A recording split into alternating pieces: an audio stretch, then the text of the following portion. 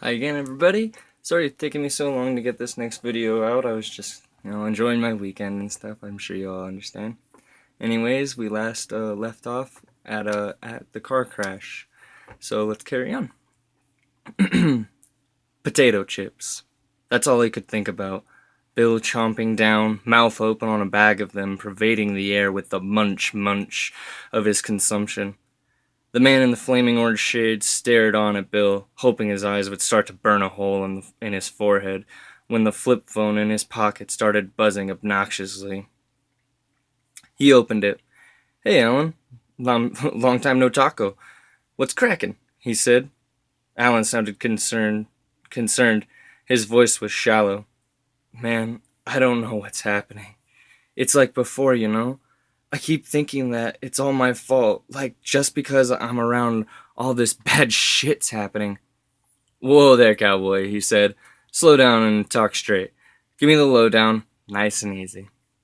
"Okay," Alan said. "Okay." He explained Victoria's accident. Unfortunate, sure, but it didn't bother the man in the least. What did was what came after. Her son, Mark Anthony, is staying with his grandfather now in a little town in Arizona. This struck the man like a ton of bricks.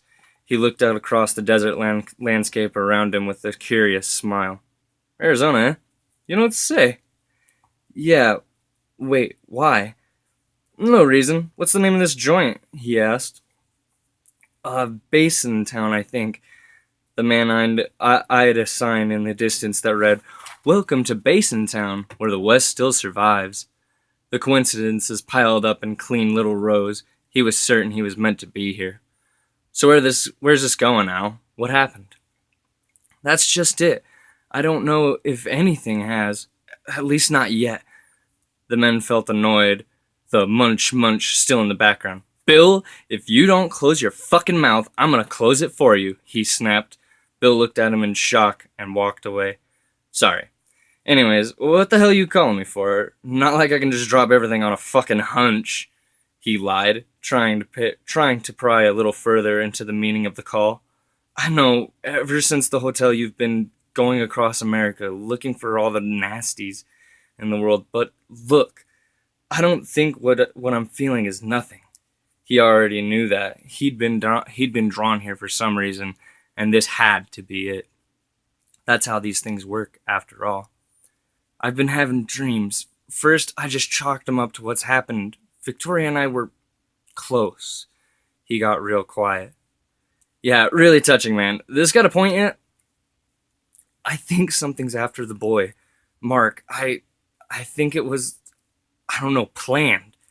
His mother's death, going to his grandfather's, the writing. This stuck out." "Writing?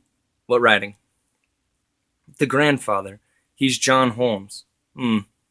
Not much of a writer, but I see your meaning. Could be a coincidence." It wasn't. But the list had narrowed. After all, he was already in the beatnik town, one big part of the celestial tapestry already in place. That stacked with the writer, coupled with the mother's death, made for one hell of a combination of elements. "The kid, Anthony. Mark Anthony," Alan corrected.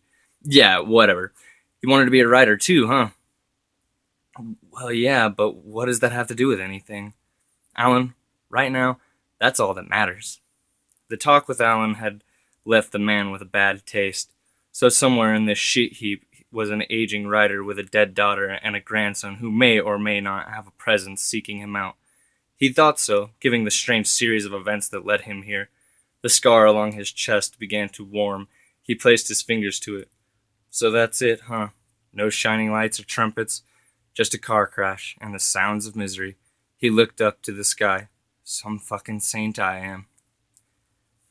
And that's all for right now. I hope you enjoyed this chapter, and it was a little more brief than some of the other ones, but I hope that you keep on staying interested.